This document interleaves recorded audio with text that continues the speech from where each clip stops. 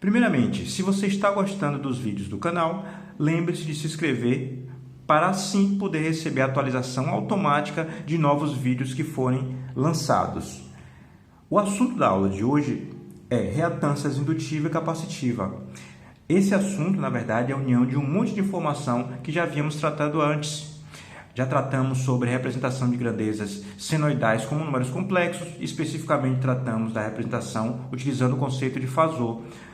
Vimos também já a indutância e o efeito indutivo, a capacitância e o efeito capacitivo e como representá-los como elemento de circuito. Porém, a partir de agora, vamos representar os efeitos indutivo e capacitivo com reatâncias, que também são números complexos.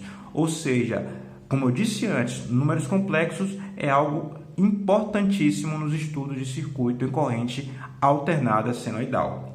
Apesar do nome do título, eu tenho de começar tratando do efeito resistivo, que é representado pelo elemento de circuito resistência.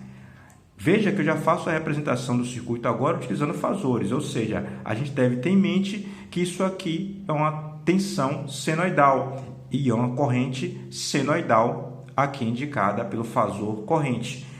A tensão é aplicada a uma certa resistência e faz circular no circuito uma corrente I. Se você tiver uma medição, você perceberá que a tensão e corrente estarão em fase.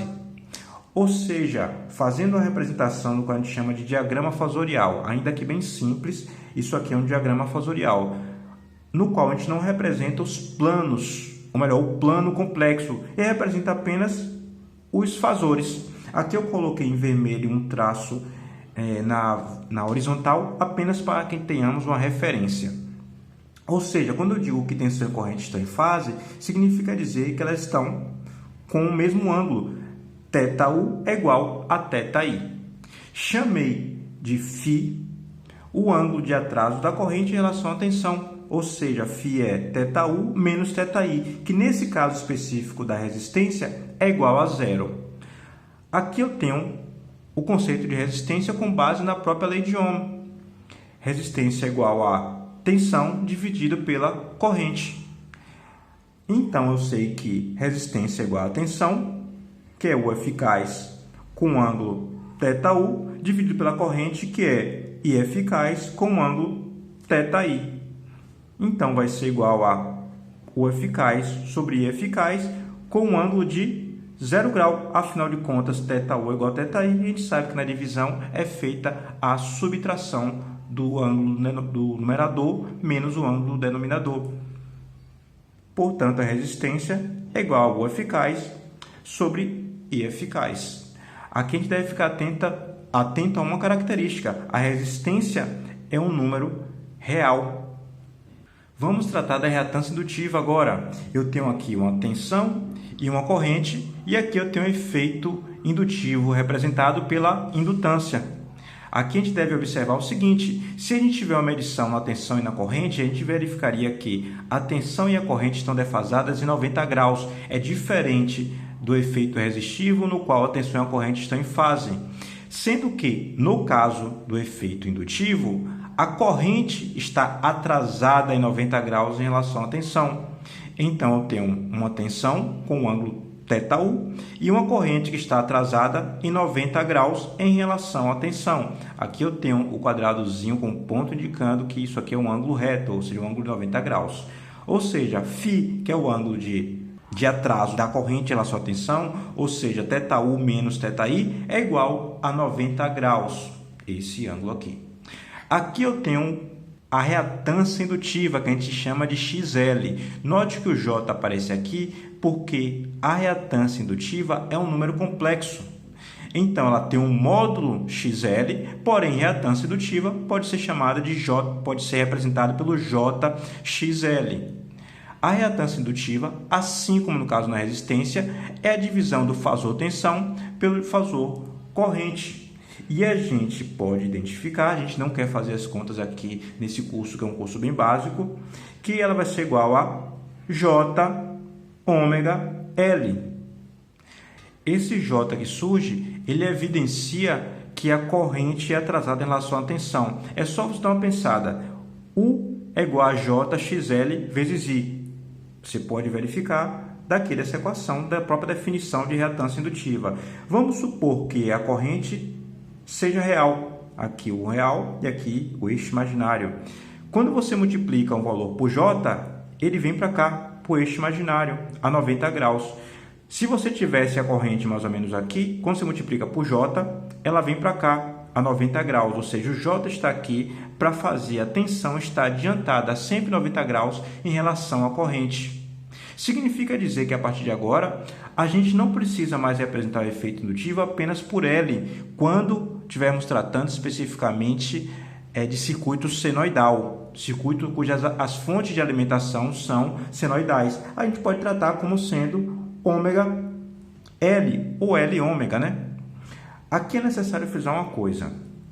Ou você representa aqui como XL, ou você representa como ômega L ou L ômega, ou você pode também representar como JXL ou JL ômega ou J ômega L. Representar com o J ou não no circuito é opção sua, mas na hora de fazer a conta você deve sempre colocar o J. Isso é fundamental. Uma outra coisa que deve ser levada em consideração é o seguinte: note que eu tenho um ômega aqui. Esse ômega é a frequência angular que a gente já trabalhou antes. Esse ômega é 2πf. Significa dizer que quanto maior for a frequência, maior será o efeito indutivo, ou melhor, mais pronunciado, mais relevante será o efeito indutivo. Vamos tratar agora do efeito capacitivo, representado pela reatância capacitiva.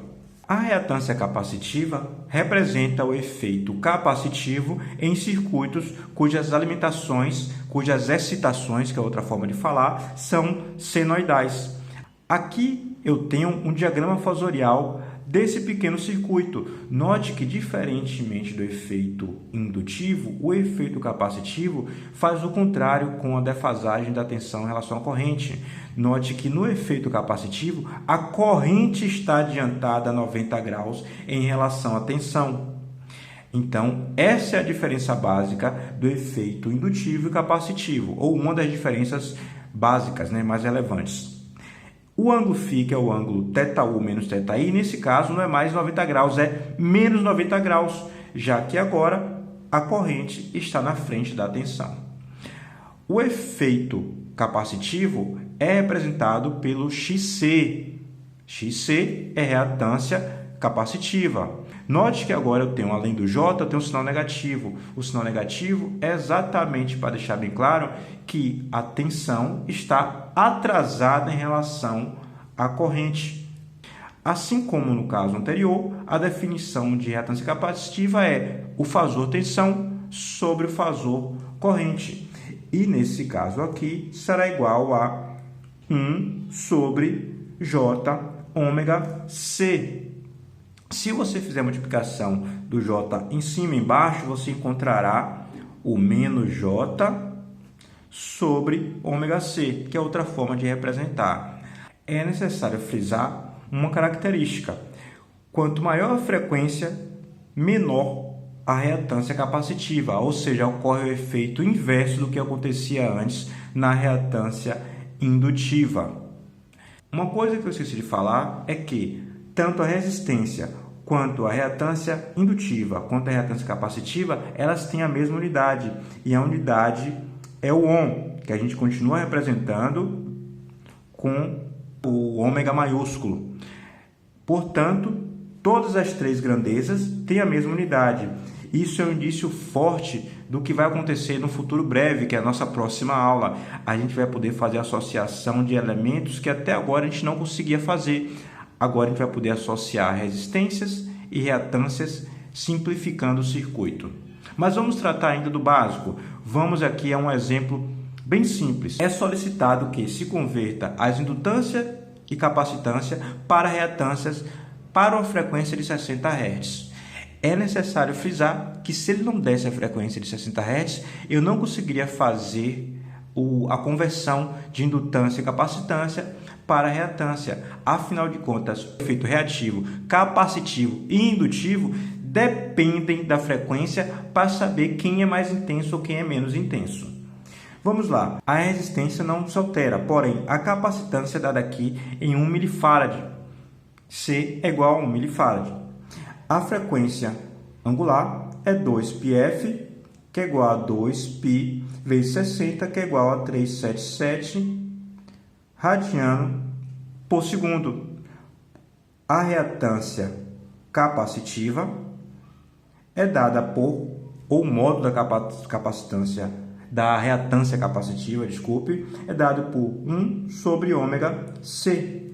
Portanto, será igual a 377 vezes 10 a menos 3. Será igual a 1 sobre 0,377, que vai dar igual a 2,65 ohms. Note que eu calculei apenas XC, mas eu devo ter em mente, melhor dizendo, que as contas devem ser feitas não somente com o módulo, deve ser feito também considerando o menos JXC para fazer as operações adequadamente. Agora eu vou fazer a conta relacionando o efeito indutivo. L é igual também a 1 mili, no caso aqui 1 milihenry, enquanto que o efeito indutivo, a reatância indutiva, melhor dizendo, tem o seu módulo calculado como ômega L, ou seja, 377 vezes 10 a menos 3, já que ela é 1 milihenry. Isso aqui é igual a 0,377 ohms. Então, posso fazer até a representação desse circuito utilizando agora o conceito de reatância. A representação é 10 ohms. O efeito capacitivo agora é representado por uma reatância capacitiva de 2,65 ohms. Posso colocar aqui o menos J, para deixar bem claro. O efeito indutivo é representado por uma reatância indutiva de 0,377 ohm. E posso colocar aqui o J também, para deixar bem claro. Pronto, eu tenho aqui a representação de um circuito com reatâncias, que antes ele havia sido representado com resistência, capacitância e indutância. Na aula que vem trataremos de impedâncias e associação de impedâncias. Impedância é o conceito que une todos esses três tipos de elemento num único elemento. Até a próxima aula.